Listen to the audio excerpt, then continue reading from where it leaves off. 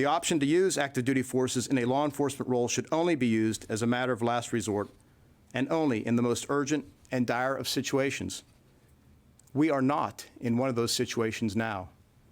I do not support invoking the Insurrection Act. If a city or state refuses to take the actions that are necessary to defend the life and property of their residents, then I will deploy the United States military and quickly solve the problem for them.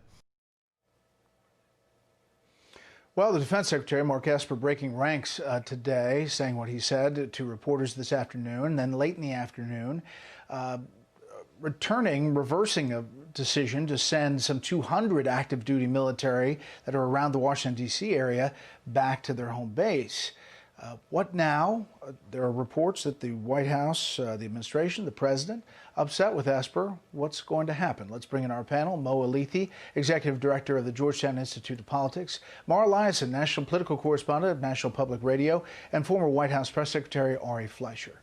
Mara, it was interesting to watch this, a press conference, kind of a walk back of sorts, and then a change.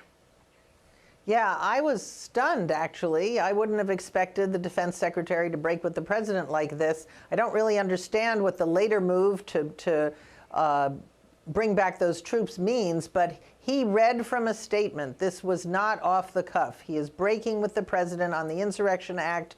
He also has clearly had second thoughts about accompanying the president on that walk through Lafayette Park. He did refer to it as a photo op. It's hard to imagine how he can stay on in the cabinet after this, but we'll see. I mean, the White House was very careful today.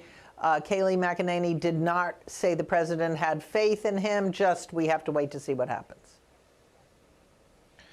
Ari, you've been through administrations where there are turnover of different officials, but now you have a former defense secretary, the first defense secretary for President Trump, with this scathing commentary in The Atlantic, Jim Mattis, saying Donald Trump is the first president in my lifetime who does not try to unite the American people, does not even pretend to try.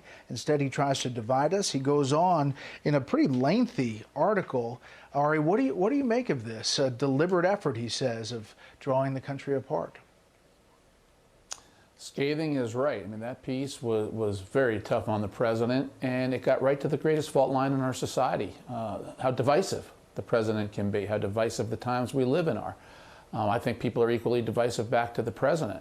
But clearly for General Mattis, he reached his breaking point, and he is uncomfortable with what he's seeing. It's extraordinary that a former member of the president's cabinet would criticize the man who gave him that position in such blunt terms.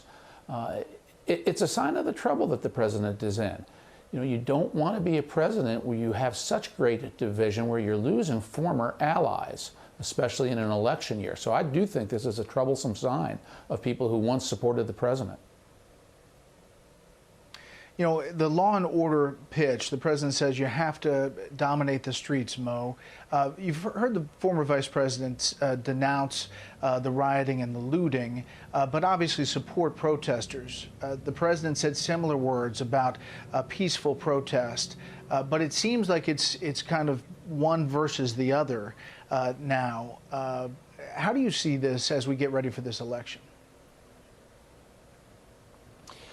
Yeah, and I think one of the challenges the president has is he says the right things about peaceful protests, but then in front of the whole world with cameras rolling, authorizes militarized law enforcement to use excessive force against peaceful protesters on his way to the church. So it's a real problem. Look, I get why the president is speaking about law and order.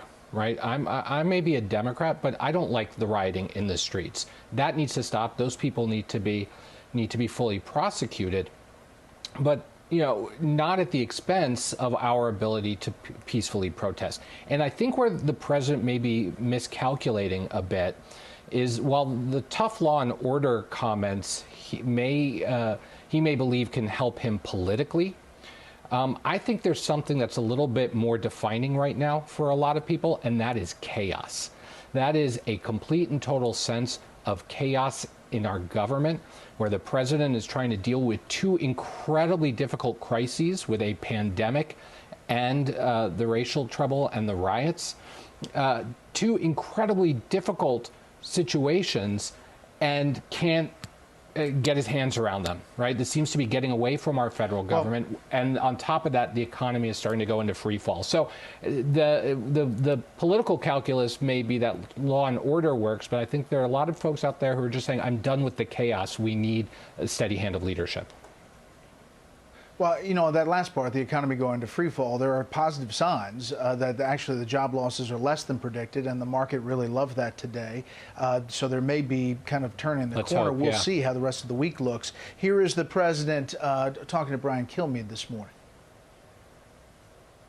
They burned down the church the day before. I heard how nice and wonderful the protesters were over there. Really? Then why did they burn down the church the day before? They didn't use tear gas. They moved them out. Now, when I went, I didn't say, oh, move them out. I didn't know who was there. I figured I was going to walk over to the church very nearby. Most religious leaders loved it. Mara, you know, they didn't use tear gas. They used pepper spray pellets. Right, they used there's pepper all this spray. nuance about what was used, but they cleared them out. Yeah, I mean, they cleared them out. There was smoke in the air, and people were coughing and tearing up.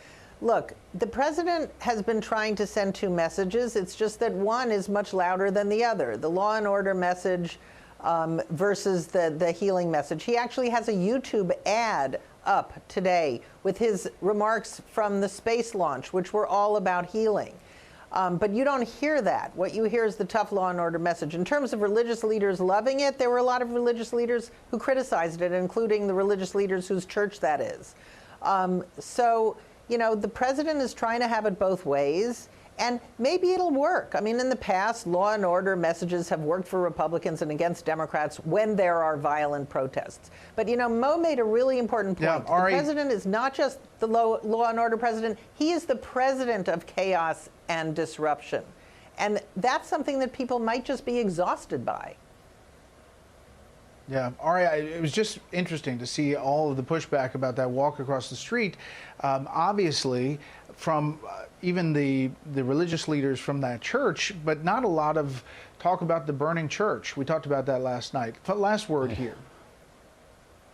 Yeah, can you imagine if the Tea Party surrounded the White House when President Obama was in office, and the worst elements burnt down and burnt the basement of the St. John's Church across the street from the White House, and President Obama said, I want to go visit that church, and they moved people away so he could visit. He would be praised by the media for sending every right message. What a hero. And you know the press would be all over those Tea Party protesters at the White House, and they would say it's entirely appropriate that the White House, the Secret Service, moved the protesters so that the president could go to the church with his Bible. This is hypocrisy of the highest order. I thought, frankly, Brett, the president going to the church, he marched for people who want to go to church. There's another part of the symbolism of that, quite important. Yeah, but okay, we'll see how it plays. Big picture. Thank you all. I got to run. I got to run, Mo. Okay. I know you think it was a bad stunt, and you've made your point clear. I get it, and we have all sides here, but I got to run because of commercial break.